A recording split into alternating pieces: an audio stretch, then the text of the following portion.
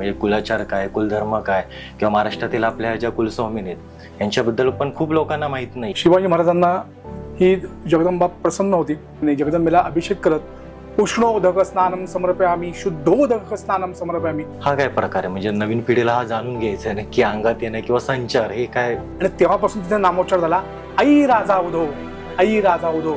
जगदंबेचा आद्य अलंकार कवड्यांची माळ घालणार, महालक्ष्मीचं दर्शन घेणार, तिथली परडी उचलणार आणि 5 घरी भिक्षा जोगवा मागणार. महाराजांच्या काळात जेव्हा जेव्हा युद्ध वगैरे व्हायचं तेव्हा महाराज आधी गोंधळ घालायचे आणि मग युद्धाला जायचे. मावळे पडले मुठभर आणि जे यवन होते ते लाखोच्या संख्येने यायचे.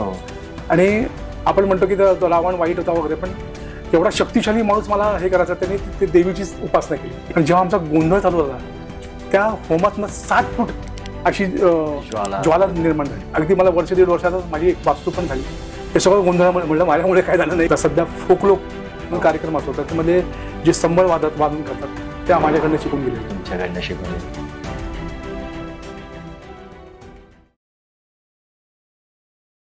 नमस्कार, मी निशिकांत धाबेकर. आपल्या सर्वांचं स्वागत आहे. आजचा नवीन दिवस, नवीन विचार. आज आपण माहिती घेऊयात महाराष्ट्रातील कुलस्वामिनी याबद्दल. त्यासाठी आपल्यासोबत आज बोलायला आहेत हरीशदादा पाचंगे सर. नमस्कार, हरीश सुरेश पाचंगे.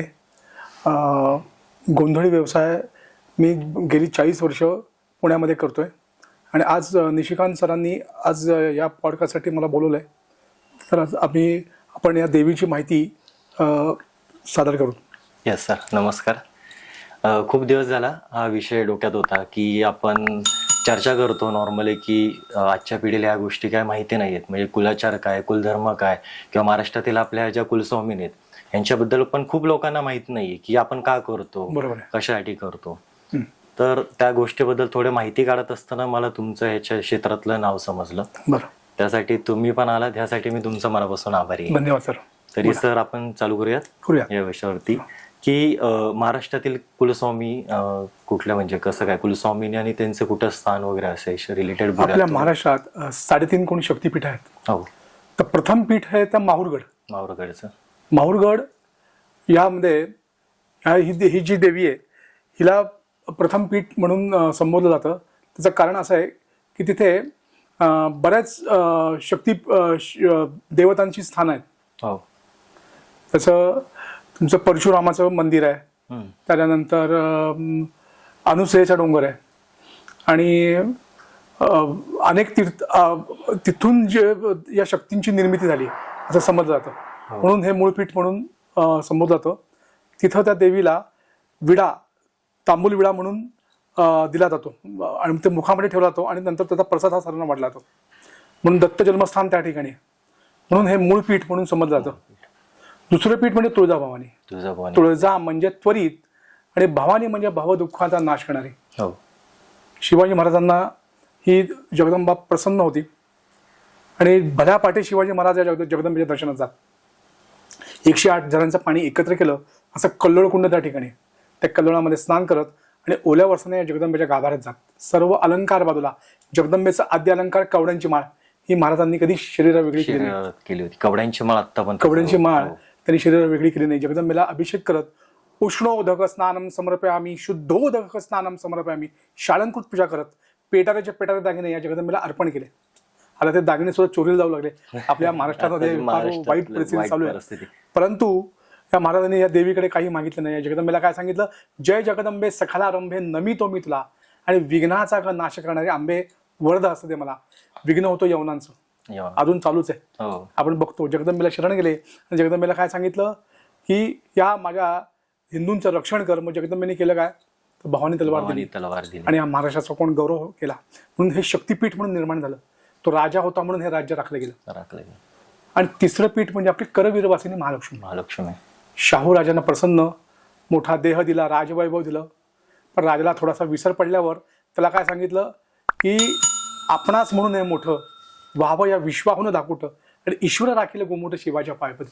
मी मोठा स्वतःला म्हणायचं नाही, जगाने मोठं म्हणलं पाहिजे.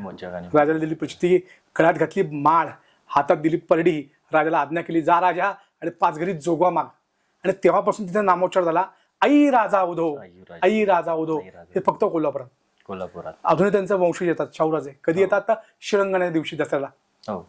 मोठी राजप्रसादाची गाडी रॉल्स रॉईस, पण अनवाणी अंगामध्ये एकही अलंकार नाही. जगदंबेचा आद्य अलंकार कवड्यांची माळ घालणार, महालक्ष्मीचं दर्शन घेणार, तिथली परडी उचलणार आणि 5 घरी भिक्षा जोगवा मागणार आणि नामोच्चार होतो आई राजा उदो. हे फक्त कोल्हापुरात, फक्त कोल्हापुरात होतं असं. आणि शेवटचं अर्धपीठ म्हणजे सप्तशृंग. सप्त म्हणजे 7 आणि शृंग म्हणजे डोंगर. 7 डोंगरावर असलेलं जगदंबेचं आवाढव्य रूप, 18 भुजा, 18 भुजांमध्ये शस्त्र आहे, डावा हात देवीचा कानावर आहे. ते कशासाठी तर समोरच्या डोंगरावर मार्कंडेय ऋषी सप्तशतीचं पठण करतात आणि ऐकण्याकरता असा डावा हात कानावर ठेवलाय. असं या 3.5 पीठांमध्ये या जगदंबेचा हा गोंधळ हा अविरत कोण चालू आहे. म्हणून ही प्रथा ही पारंपरिक आहे. पारंपरिक आहे. म्हणजे आता मला माहिती असलेल्या माझ्या याची 150 ते 250 वर्ष आम्ही हे सतत परंपरेने पिढीजात चालू आहे. पिढीजात चालू आहे. दादा, आता आपण पूर्ण एवढी माहिती घेतली, सगळ्या शक्तिपीठांची घेतली, त्यांचे कुळाचार, कुलधर्म कसे आपण करतो, काय म्हणजे नक्की प्रथा काय आहेत त्या? प्रत्येक फॅमिलीला एक दैवत, कुलदैवत आणि कुलदेवी आणि कुलदेवता असे दोन हे असतातच आणि हे परंपरांनुसार असतात. आता जे अगदी त्या तुळजाभवानीची इथनं आले, तिकडे त्यांची देवी तुळजाभवानी. एक कुठं कर्नाटकामधून आले तर ते माहूरगड, कोल्हापुरावर किंवा सातारा तिकडनं आले ते कोल्हापूर. असं ते परंपरागत त्यांच्या देवी कुलदेवता हे ठरलेले असतात आणि त्यानुसार त्यांचा कुलाचार केला जातो. ही अगदी आपली जवळजवळ 150-200 वर्ष आपल्याला माहिती असलेली परंपरा आहे. आणि त्याच्या आधीसुद्धा आहे. कारण महाराजांच्या काळात जेव्हा युद्ध वगैरे व्हायचं तेव्हा महाराज आधी गोंधळ घालायचे आणि मग युद्धाला जायचे. कारण सगळं हिंदू एकत्र आणण्याचं काम हे गोंधळ हा कुलाचार करायचा. त्याचं कारण होतं की मावळे पडले मुठभर आणि जे यवन होते ते लाखोच्या संख्येने यायचं आणि त्याला परतण्याची शक्ती हे जगदंबेनी त्यांना दिलेली होती. त्यामुळे त्या युक्तीने, शक्तीने त्याने सर्व ही आपली आक्रमणं परतवली त्या शक्ती. म्हणून हा गोंधळ त्यावेळेस राजेश्रायाला आला. त्याच्या पूर्वीपासून सुद्धा ही गोंधळाची प्रथा आहे. कारण दासगणू महाराजांच्या गोंधळामध्ये विठाईचे ते बहुत गोंधळी वेद नारद मुनी, उद्धव अक्रूर सुदाम शबरी गोकुळीच्या गवळणी. तेव्हापासून म्हणजे यादव कालापासून हा गोंधळाची परंपरा असावी असा अभ्यास आहे त्यामध्ये. आणि याच्यामध्ये ही परंपरा का निर्माण झाली तर आपल्या दैवतांना जागृत करणं. आपण म्हणतो जागरण, गोंधळ असा तो शब्द म्हणला जातो. ते जागृत करणं आणि आपल्या म्हणजे आंतरिक शक्तीचा एक विकास करणं. शक्ती म्हणजे उदय उदय उदय उदय, माझ्या आंतरिक शक्तीचा उदय उदय, माझ्याकडनं चांगलं कार्य घडू द्यायचं. म्हणून हा कुलाचार आपण केला जातो. आणि काही जणांतर वार्षिक करतात. कारण काही आपलं लग्न झालं, मुंज झाली किंवा वास्तुशांत झाली, एक कुठलंही शुभ कार्य घडलं की ही करण्याची प्रथा आपल्या महाराष्ट्रात लोकांमध्ये हे गोंधळ जागरण ते एकत्र घेतात. पण आज नवीन माहिती की गोंधळ हा देवीचा केला जातो आणि जागरण हा खंडोबाचा असतो. बरोबर. गोंधळ पण आपण दरवर्षी घालू शकतो, असं काही नाही. कुठलं कार्य, शुभ कार्य करायच्या वेळेस पण आपण ते करू शकतो. महाराजांच्या पासून ही प्रथा चालू आहे. आता म्हणजे आपल्या लिखित स्वरूपात ती भेटते, लिखित स्वरूपात. त्याच्या आधी पण आहे. हो. आणि असं, आणि समजा आता तुळजापूरची जे आपण म्हणतो जगदंबा आपली आहे, ती अख्ख्या महाराष्ट्राचीच म्हणजे कुलस्वामिनी थोडक्यात आपण बोलतो. बरोबर आहे. आता आपण ही सगळी माहिती घेतली, पण आता हे सगळे जे 3.5 शक्तीपीठ आहेत यांना कुठला आपण नैवेद्य वगैरे हे सगळं दिला जातो? नैवेद्य म्हणाल तर तुम्ही आपल्याला पूर्वीपासून पुरणपोळी हे देवीला प्रिय म्हणून मान्य केलं जातं. बाकी तुम्ही कोणताही नैवेद्य केला तर चालतो, पण पुरणपोळी ही मेन देवीचा नैवेद्य आहे. 3.5 शक्तीपीठांना पुरणपोळीचाच नैवेद्य करायचा.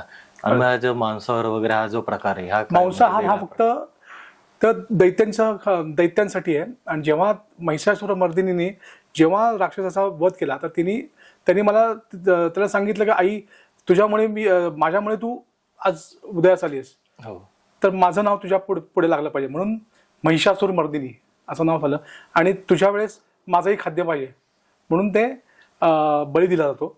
पण ते खाद्य म्हणजे राक्षसांसाठी. ह्या ज्या सगळ्या ह्याच्यातल्या आहेत आपल्या म्हणजे जो पारंपरिक गोंधळ आहे याचं काय म्हणजे नक्की कशाला म्हणजे याचं स्वरूप काय पारंपरिक याचं गोंधळाचं? स्वरूप असं आहे, त्याला पहिल्यांदा सर्व देवतांना आवाहन केलं जातं. हो. त्याच्यानंतर गणपती स्तवन, मग देवीची माहिती, मग ही देवी कुठून आली, काय झालं, हिची उत्पत्ती कशी झाली, त्यानंतर हे वाद्य का वाजवलं जातात, संबळ, तुणतुणं आणि टाळ, टाळ. याची निर्मिती कशी झाली. ब्रह्मा विष्णू महेश या तिघांनीच हा गोंधळ केला, कारण स्थिती, लय आणि स्वर याचे ते निर्माते होते. आणि त्या निर्मात्यांमुळे ब्रह्मा विष्णू महेश यांनी या जगदंबेचा पहिला गोंधळ तिथे घातला सत्यलोकी, आणि तो माजू नये म्हणून मृत्यूलोकी सोडून दिला. म्हणून ही उपासना ही शक्तीची आहे.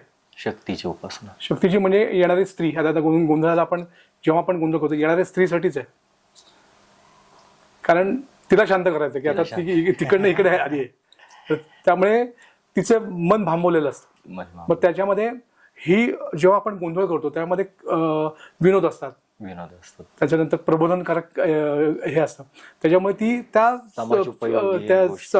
त्या फॅमिलीमध्ये फॅमिली होते, हसणार हे करणार, आणि त्यात लवकरच त्याच्यामुळे प्रत्येकाचे स्वभाव थोडे माहिती होते, आणि त्याच्यामुळे तो गोंधळ पहिल्यापासून असावा असंही ते म्हणजे असं माझं मत आहे. कारण असा त्याचा अभ्यास केला तर त्याचं कसं आहे की ह्या आपण म्हणतो सामवेद आणि यजुर्वेद. सामवेद म्हणजे काय, गाण्यातून देवाकडे जाणं. गाण्यात जर म्हणलं तुम्ही कुठलंही तुमच्या आवडत्या देवताचं गाणं म्हणलं, तुम्ही असं गुणगुण जातात किंवा त्याला सामवेद. आणि यजुर्वेद म्हणजे अग्नीवर तेल घालणं, अग्नीला स्वाहा स्वाहा केलं. तर दिवटी म्हणजे दिवटीवर आपण तेल घालतो, आणि सामवेद म्हणजे गाणं म्हणतो. त्याचं हे साम्य आहे, म्हणून हा गोंधळ आहे. मग दिवटे हे काय, आपण दिवट्या वगैरे दिवटी हे ते सूर्य आणि चंद्राचं प्रतीक आहे. सूर्य आणि चंद्राचं प्रतीक आहे. पूर्वी लाईट नव्हत्या, मग त्या मशालीमध्ये ते तेल घालून, तेच म्हणजे ते एक छोटा होम आहे.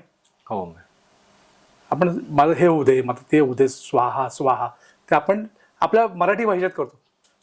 प्राकृत आणि याच्यामध्ये संस्कृत, आणि हे आपलं साधं मराठी म्हणजे आपलं ग्रामीण भाषेत थोडं, परंतु त्याचा इफेक्ट जो आहे दोन्हीकडे सेम आहे. ते कळलं तर करणाऱ्यावर येते. गोंधळाला पण पाच पावली वगैरे सगळं सेम असतं. पाच पावली याचा अर्थ की देवाला जर आपल्याला जाता नाही आलं तर आपण देवाला आपल्या घरी बोलवायचं, म्हणजे पाच पावलं जायचं आणि तिथे नैवेद्य दाखवायचा, आणि बाबा माझ्या संध्याकाळी माझ्याकडे ये. जर तुम्ही जाऊन नाही आला तर काही 100पैकी 90 लोक पहिल्यांदा देवाला जातात, आणि मग कुलस्वामीला जाऊन येऊन मगच गोंधळ केला जातो. आणि त्याचा प्रसाद हा सर्वांना वाटला तो आणलेला. ह्याला पण गोंधळाला पण लंगर वगैरे हे असं का? फक्त ते खंडोबाचा, ते फक्त खंडोबाला. देवीला फक्त आवाहन आणि तिची स्तुती, आरती, एवढा जोगवा.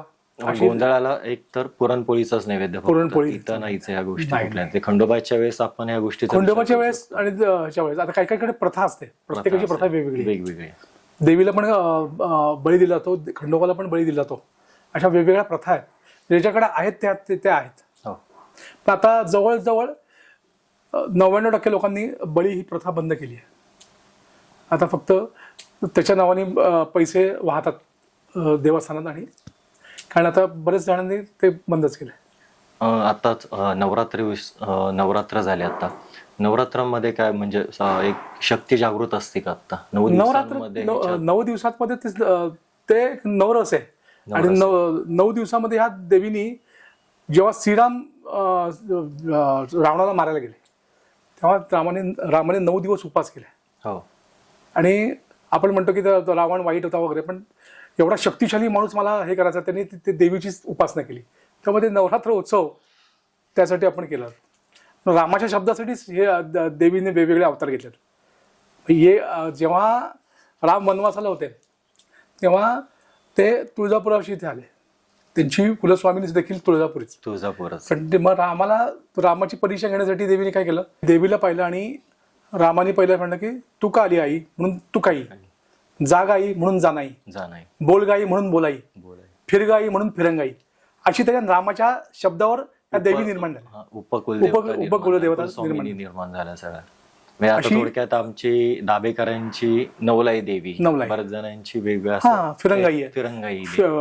फिरंगाई, त्याच्या शब्दावर त्या देवी निर्माण झाल्या. स्वरूप एकच आहे, त्याच्यात हे वेगवेगळं. शक्ती एकच आहे, शक्ती एकच आहे. पण त्याच्या वेगवेगळे प्रकार निर्माण त्यावेळेस झाले. त्यावेळेस झालं. अशी कथा आहे. दादा आतापर्यंत इथपर्यंत माहिती घेतली सगळी. पण आता एक नवीन आपण बघतो की गोंधळ असेल किंवा जागरण असेल त्यावेळेस एक लोकांमध्ये संचार येतो. हा काय प्रकार आहे? म्हणजे नवीन पिढीला हा जाणून घ्यायचा आहे नक्की अंगात येणं किंवा संचार हे काय मुद्दे काय? संचार म्हणजे एक जे आपलं वाद्य वाजलं जातं की संभळ, हे संभळ म्हणजे डमरूचे 2 भाग केले त्याचा सम्मेळ म्हणजे हा संभळ आहे. आणि त्याला ओहम आणि सोहम हे 2 तत्व, त्याच्या तत्वाचा हा बनलेला आहे.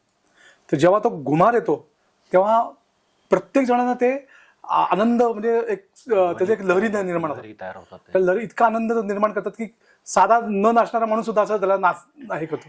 आणि जेव्हा तुम्ही एकरूप होता त्या देवाच्या तर एक माणूस ट्रान्समध्ये जातो, एक वेगळ्या विश्वात जातो. तर आम्हालाही देखील तसं होतं की कुठे मी चाललोय, मग काय म्हणतोय आम्हालाही कळत नाही कधी कधी असं ह्याच्यामध्ये. तर ते ट्रान्समध्ये जाणं म्हणजेच संचार आहे. आणि ते कधी क्षणिक असतं ते. आणि त्या वाद्य, स्वर, लय आणि तुम्ही जर ते एकरूप झालात तर तुम्ही नक्कीच त्यामध्ये अगदी डोळ्यातनं अश्रू येतात. आणि माझा इतका छान अनुभव आहे की जर आम्ही नुसतं देवाचं आव्हान केलं ना तरी लोक अशी घळा त्यांचं डोळ्यातनं पाणी येतं. मग आम्हाला कळतं की बाबा तिथं पोचलेत ते. हे इतकं सुंदर गोंधळाचं हे आहे. पण तो करणार पण तसा पाहिजे हेही तितकंच हे की आणि करून घेणार सुद्धा. आता काही लोक असं करतात, मोबाईलच बघ, इकडेच बघ, हे काय चाललंय ते काय चाललं, किंवा हीच गाणी म्हण, तीच बोल, नाचायलाच मिळालं पाहिजे. कॉन्सन्ट्रेशन, तुमचं प्रत्येक गोष्टीकडे कॉन्सन्ट्रेशन तर ती गोष्ट तुम्हाला सिद्धी जाते. कार्यसिद्धी जाण्यासाठी तुम्ही 1 तास 1.5 तास मोबाईल बाजूला ठेवा. मी सगळ्यांना जेव्हा कार्यक्रम चालू असतो प्रत्येकांना म्हणतो पहिला मोबाईल बाजूला ठेवा, टीव्ही बंद करा. गोंधळासाठी किती वेळ चालतो? म्हणजे साधारण 1-1.5 तास. 1.5 तास. पूर्वी रात्रभर चालायचा. पूर्वी कथा असायच्या. हो. आणि या कथांमधून बोध असायचे. प्रत्येक कथामध्ये प्रत्येक कसं वागायचंय, काय वागायचंय. पूर्वी अशा प्रचंड कथा आहेत. म्हणजे जवळजवळ मला माहिती असलेल्या 20-25 कथा मला पाठ आहेत आत्ता. पण आता कसं झालं की टीव्हीमध्ये 150 चॅनल झाल्यामुळे ते कोण कथा ऐकते? अहो काय म्हणतात लवकर हे करा. म्हणलं लवकर असेल मी करू शकणार नाही. 1.5 तास तरी शांतपणे ऐका आणि नंतर मात्र म्हणतो अरे खूप छान, आम्हाला खूप बरं वाटलं. किंवा कथा ह्याच्याच रिलेटेड असतं सगळं पूर्ण. म्हणजे गोंधळ हा त्याच्यामध्ये देवीचं आध्यात्मिक आणि आपण का करतो, कशासाठी करतो त्याची माहिती असते. कशी आपण जेव्हा ते मांडतो पाठ, 5 तत्व, त्याच्यावर आपण वस्त्र, अन्न वस्त्र निवारा, ही म्हणजे आई आहे. आणि ते मला कधी कमी पडू नये, माझ्या पाठीशी राहा म्हणून केलेलं देवीला आव्हान म्हणजे हा गोंधळ आहे. असे बरेच अर्थ आहेत. आणि ते सगळं संपूर्ण दान आपण त्या गोंधळाला देतो. ते दान देखील होतं. तर अन्न, वस्त्र, त्याच्यामध्ये जल, त्याची पूजा असते. 5 तत्व, 5 उस मानले जातात. ते पंचतत्व आहेत. म्हणजे ते आपली आत्मा आहे, आपलं शरीर आहे. आत्मा आपल्या देवीला आपण अर्पण करतो. ते कलश म्हणजे तो आत्म्याचं रूप आहे. तर ते आपण देवीला ते अर्पण करतो की जगदंबे तू माझ्या पाठीशी राहा, माझ्याकडे शक्ती आहे. शक्ती आहे त्या सगळं आहे. शक्ती आहे त्या सर्व. शिव आहे. शिवमध्ये ती गेली तर शव होत. शिव ती गेली तर शव, त्याचा उपयोग नाही काय. ते स्त्री आहे, शक्ती आहे, तरच तुम्हाला ते आपल्या जीवनाला गती आहे. आणि तिचीच उपासना आपण गोंधळ या माध्यमातून करत असतो. दादा एवढ्या वर्ष आता तुम्ही गोंधळ या परंपरेशी निगडीत आहात. खूप लोकांचे आतापर्यंत तुम्ही गोंधळ केले असतील. काही लोकांचे प्रश्न असतील, अडचणी असतील म्हणून गोंधळ केला असेल, लग्न कार्यात गोंधळ केला असेल. मग तुमचा असं वैयक्तिक काय अनुभव याच्या रिलेटेड किंवा संबंध काय असेल? अनुभव असे बरेच आहेत. त्यामध्ये एक अनुभव सांगायचा झाला तर 2013 साली आपल्या अहिल्यादेवी शाळेच्या जवळ एक विलास वैशंपायन म्हणून शक्ती उपासक आहेत. ते म्हणजे तुमचं नवचंडी याग किंवा हे असं मुलांना शिकवतात, शतचंडी याग. तर त्यांनी 2013 साली आपल्या दत्तवाडीच्या इथे सिद्धी गार्डन इथे विश्व शक्ती उपासकांना शतचंडी याग केला होता. आणि सगळ्या जगातनं तिथे यागाला बसले सगळेजण. आणि सगळं याग वगैरे झाला आणि आम्हाला मग तिथं स्टेजवर बोलवलं. आणि जेव्हा आमचा गोंधळ चालू होता त्या होमातनं 60 फूट अशी ज्वाला ज्वाला निर्माण झाली. त्याने त्याच्या पुस्तकात ते नमूद केलंय आणि माझ्या नावासकट त्यांनी नमूद केलंय. तर ती आम्हाला फार, आणि नंतर मग जेव्हा ते गुरुजी आले म्हणले हे खरं आहे, हे तुम्ही जे करताय गोंधळ हे ही शक्ती, ही जे ही शक्ती. हे सगळ्यात एवढं करून देवी आत्ता निर्माण झाली. तो खूप आमचा छान अनुभव आहे आणि त्यांच्या पुस्तकात त्यांनी ते नमूद केले ती गोष्ट. आणि तसा दुसरा एक अनुभव म्हणजे एक आमच्या मंडईमध्ये एक गुरुजी आहेत, त्यांचा मला एकदा फोन आला होता की मी बरेच वर्ष प्रयत्न करत होतो पण मला देवीला मी जाऊ शकलोच नव्हतो. पण मी जेव्हा गोंधळ केला, गोंधळानंतर मला लगेच दुसऱ्या महिन्यात देवीने बोलवलं. मी तिकडे देवीचं दर्शन घेतलं आणि अगदी मला वर्ष दीड वर्षातच माझी एक वास्तू पण झाली. हे सगळं गोंधळामुळे, म्हणलं माझ्यामुळे काय झालं नाही किंवा तुम्ही देवीच्या इथे अंतर हे केलं, उपासना केली आणि तुम्ही जर तिला व्यवस्थित तिच्या बरोबर हां केलं तर त्यामुळे तुम्हाला त्याची प्रचिती आली. आमचं हे का नसतं की तुम्ही जेवढं तुम्ही मनोभावे काम हे कराल तेवढं तुम्हाला त्याची प्रचिती येते. त्यामुळे चांगले माझे 2 अनुभव आहेत माझ्यामुळे. असे बरेच अनुभव येतात लोकांना, प्रत्येकाचे वैयक्तिक सांगतात, काही नाही सांगत पण बरेच जण चांगले फीडबॅक देतात की असं झालं, छान झालं हे. दादा आता हे सगळं तुम्हाला माहिती आहे पण तुमच्या आधीच्या पिढीने हे तुम्हाला कुठेतरी लिखित स्वरूपात ठेवलं असेल किंवा आजोबांनी वडिलांनी हे सगळं तुम्हाला सांगितलं असेल. पुढच्या पिढीपर्यंत आपण कसं पोहोचू आणि ह्याचं लिखित स्वरूपात आहे त्याचं? दादा आमच्या 1962 साली माझ्या आजोबा जे कथा सांगायच्या ते पंडित माधव जोशी यांनी हे पुस्तक 1962 साली दिलं होतं. लोककथा कुंज म्हणून. त्याच्यामध्ये हे लिखित स्वरूपात होतं आणि यावर्षी 17 ऑगस्टला मी हे पुस्तक प्रकाशित केले, गोंधळे कुलाचार. तर तिथे आमचे जे मयूर शेळके म्हणून आहेत त्यांनी हे पुस्तक निर्मिती केली आहे आणि वेदांश्री प्रकाशन आपले सदाशिव पेठेत त्यांनी हे केलं. त्याच्यासाठी मी ही जी मुखोद्गत होती ती मी लिखित स्वरूपात केली. याच्यात थोडक्यात सगळी माहिती तुम्ही हे केली कुलस्वामिनी बद्दल, कुलस्वामिनी माहिती आणि पूर्वीची जी गोंधळी गाणी गात होती ती लिखित स्वरूपात नव्हती, ती मी ही लिखित स्वरूपात आणली आहे. सगळ्या गाण्यांना आपण याच्याच दिलेत सगळ्या गाण्यांना, कारण अर्थच माहिती नसतो लोकांना आणि नुसतं गाणे म्हणतात. गाण्याचा अर्थ काय, तर याच्या सर्व मी जुनी पारंपरिक गाणी याच्यामध्ये घेतली आणि मी गोंधळी व भटक्या जाती जमाती संघ याचा सचिव आहे आणि मी दरवर्षी मुलांना संबळ वाद्य आणि ही कला शिकवतो. दर मे महिन्यात दर महिन्यात जवळ आता माझं हे 12वा-13वा वर्ष आहे आणि माझ्याकडनं जवळजवळ 300-400 मुलं शिकून गेली आतापर्यंत. सध्या फोकलोक कार्यक्रम असतो त्यामध्ये जे संबळ वादन करतात त्या माझ्याकडनं शिकून गेलेले, तुमच्याकडनं शिकवले. असे बरेच जण चांगल्या प्रकारे त्यांनी मांडले आता. कारण काय ही जी कला आहे ही चांगल्या स्वरूपात यावी. चित्रपट नाही आणि हे जे आध्यात्मिक आहे हे आध्यात्मिक तुम्हाला रुचलं पाहिजे आणि ते भावलं पाहिजे तरच तुम्ही दुसऱ्या पिढीला सांगणार बाबा हे कर. पिढी ते सगळं माहिती घेते त्याशिवाय नाही करत. आणि आताच्या पिढींना हे काय पुरावे लागतात, हे काय स्वरूपात हे काय करायचं हे आता मुलं विचारतात. कारण आता आपल्या पूर्वी हे नव्हतं, वडील हे म्हणले की आपण करायचो. हल्ली असं नाहीये. हल्ली विचार हे कशासाठी, हे काय, प्रत्येकाचा अर्थ माहिती पाहिजे. आणि आध्यात्मिक तुम्हाला जर तुम्ही आध्यात्मिक हे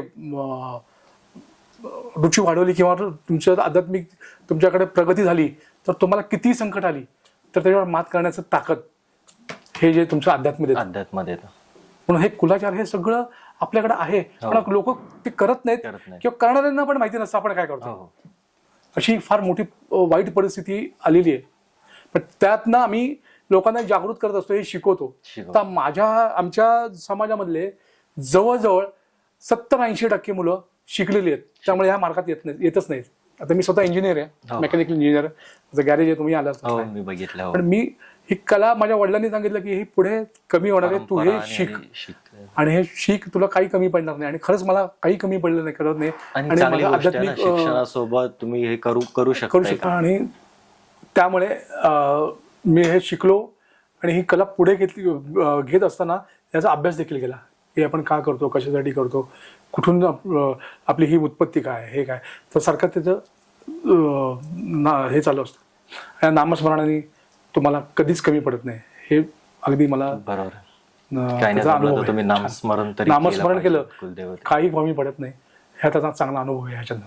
चालेल दादा, धन्यवाद. तुम्ही आलात त्याबद्दल खूप आभारी आहे. धन्यवाद. आणि अजून नवीन नवीन गोष्टी जाणून घेण्यासाठी तुम्ही चॅनलला सबस्क्राईब करा, लाईक करा आणि शेअर करा. आपण लवकरच परत नवीन व्हिडिओ घेऊन भेटूयात. धन्यवाद.